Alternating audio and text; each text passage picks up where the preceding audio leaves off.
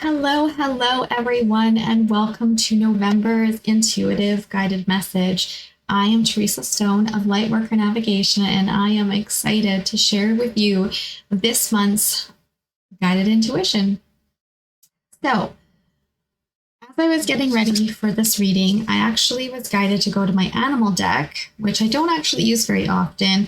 And as I was shuffling it to get the cards ready to go, two cards actually already popped out for this reading. We have the whale and the fish, and their energy is actually pretty fitting for this upcoming month. Now, after the month we had with October, with all of the eclipse energy and all of the planets shifting and playing into some pretty tumultuous energies, this month for November is going to feel a little less intense. So I did want to make a note of a couple of the dates for November.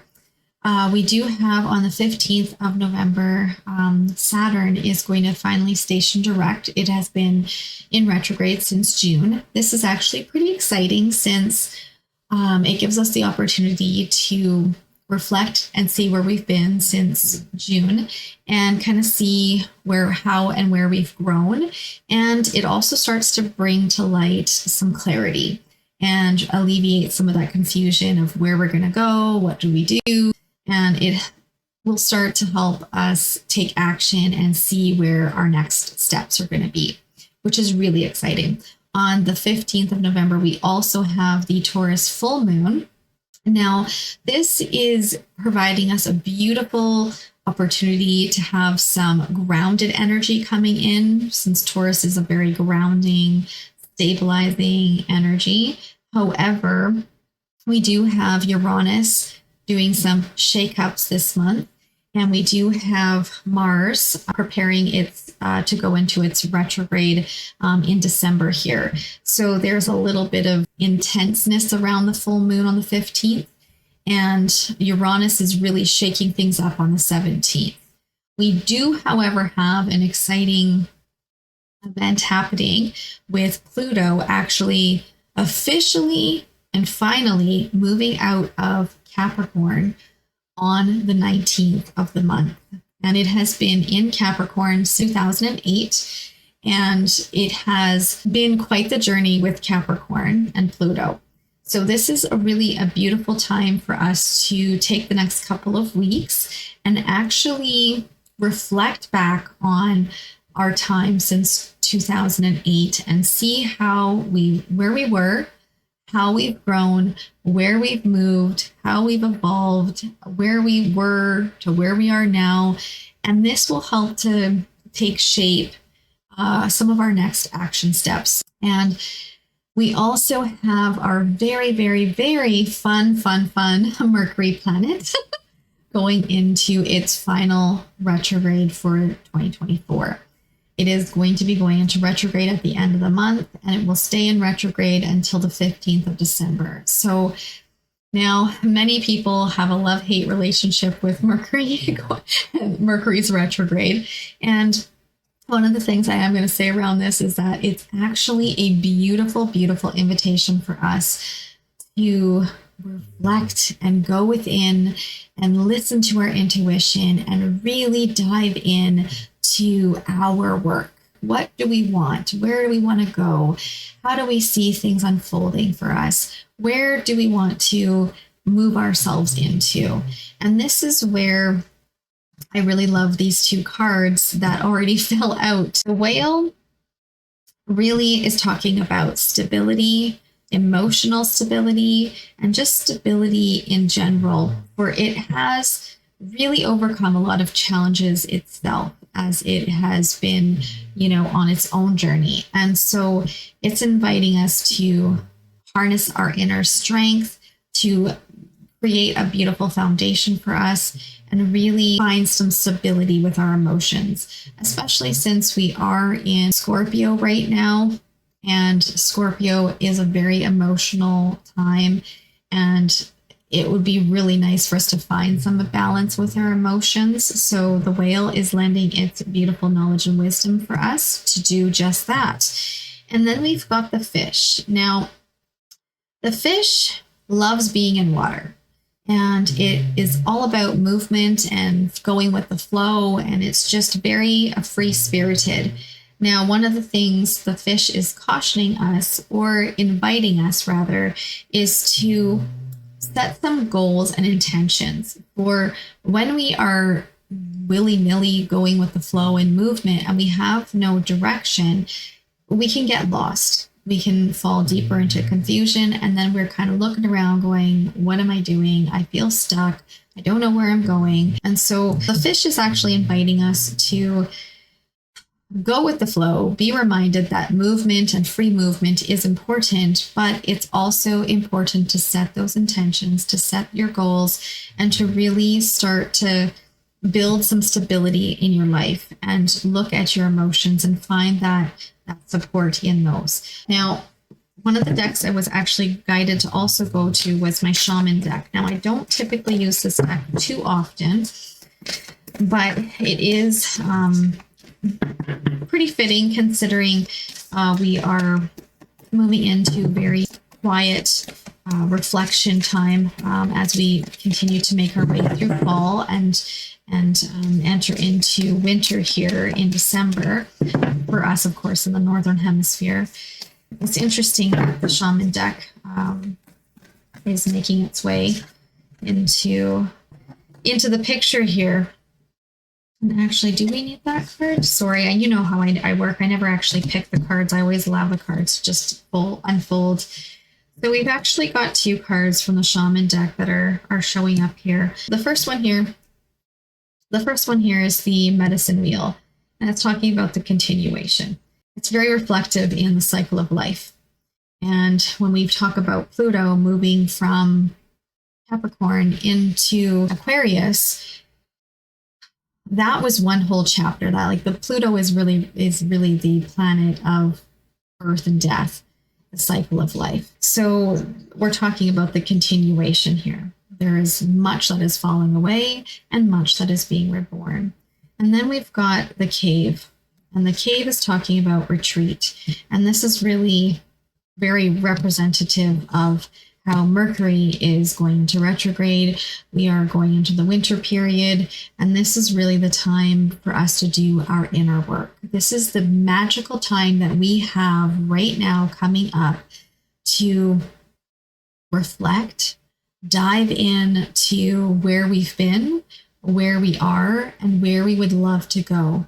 And so this is really your invitation to see how far you've come, celebrate where you are, celebrate your growth, and really start to plant some seeds for where you want to go as you continue on this magical journey that you're on. So that is really beautiful from the shaman deck, those beautiful messages. And you can see the cards are very reflective for the energy that we're really in right now.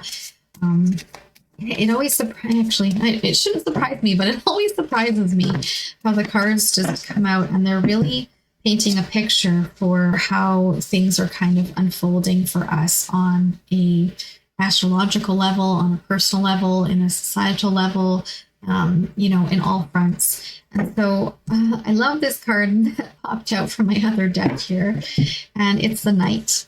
I believe I've gotten this before for one of the other readings that I've done. But the Knight is really talking about triumph over adversity. Now, after the month of October that we've had, I have to say, this is actually a really beautiful card to get, because it is like, job well done. That's really what this is about. It's like, now that we have survived, I guess you could say, or rather thrived through the last couple of months, and really, if we think about it, through this last year of 2024, we now have this beautiful confirmation that we are triumphing, perseverance, if you will, over the adversities that we've been experiencing. And I love the confirmation of job well done, good job, celebrate how far you have come, celebrate all that you have been through, for these are all the beautiful growing pains, if you will, of your journey. of what makes you you. And so that is very special, and that is very unique, and that is very personal to you. And so that is really beautiful. It's a really beautiful reminder for us to actually know that we are doing a great job. We are finding that triumph. We are persevering. We are building stability. We are being invited to set our intentions and set our goals. We are in the cycle of life, on this continuation of life and death, of growth and I guess loss, I guess you could say. And we're all doing this within the cave of wonders, the cave of magic, the cave, the womb, the inner reflection period. So this is really a really beautiful card for us to get as we make our way through the month of November. So if you've been really feeling a lot of like, oh my goodness, when's it going to end? Know that you are persevering over the adversity in your life. So job well done. Celebrate. Celebrate. And now we've got this card here. So the fairies are giving us guidance and a beautiful reminder for us to ask for help. Now, many may say, yes, I ask for help. But, for some, asking for help can be a real challenge because they think it might be like a sign of weakness, or you've probably heard at some point in time somebody in your life, maybe you or somebody else, say, you know what, people just don't do it. They just don't know how to do it, so it's better if I just do it myself. But really, this card is inviting you to actually reflect on those areas and to see where you could actually benefit from asking for help, genuinely asking for help. So the fairies are inviting us to ask the angels for help and assistance. Now, I'm going to broaden this card actually and say it's not just from the angels. We have our own spirit team. We have our own guides. We have our friends, our family, our support system. Reach out to them, ask them for help, and they would love to help you.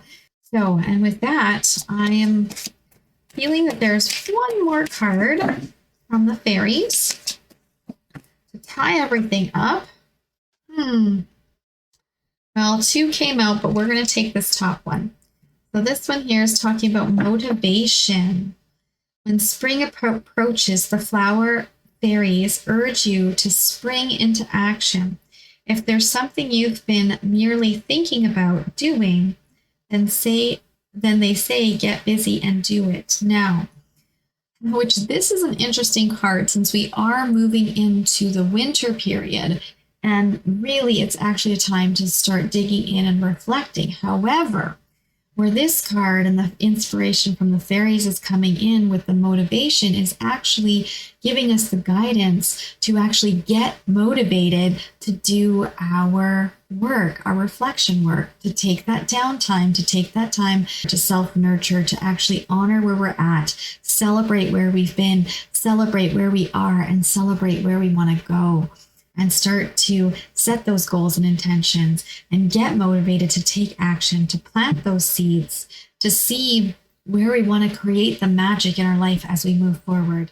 So I thank the fairies for giving us, I guess, a gentle kick in the butt to say, okay, get motivated. Just because we are in the winter periods or coming up to the fall and the winter months, it's not a time, I guess, to be slothful. It's a time to actually work with the universe as the co-creators that we really are and always have been, and ask for help, ask for that guidance, and really start to retreat and reflect, but take action-packed retreat. So I know that seems a little bit counterintuitive, but instead of, just waiting for the winter months to pass and then spring comes and you're like, oh, I wish I would have taken more time to, journal or to get whatever it is done. And so this is the time for us to reflect and see where seeds we want to plant. This is a very beautiful reading and a very beautiful guided message for us as we make our way through November and into December. For it is chock full of so much beauty, magic, and wonderment, and so much to celebrate and so much to look forward to. And so, with that, my beautiful friends, I am so grateful for each and every one of you. Thank you so much for listening to this November intuitive guided message. It was my pleasure and my honor to share this with you. And I do hope that it brings you a bit of guidance and reprieve as you move through the month, especially after the last couple months that we've had. And so, with that, my friends, thank you so much. And may this November be filled with so much abundance, joy, love, compassion, and celebration. And thank you so much. And I look forward to seeing you in December. Mwah. Thank you, thank you, thank you.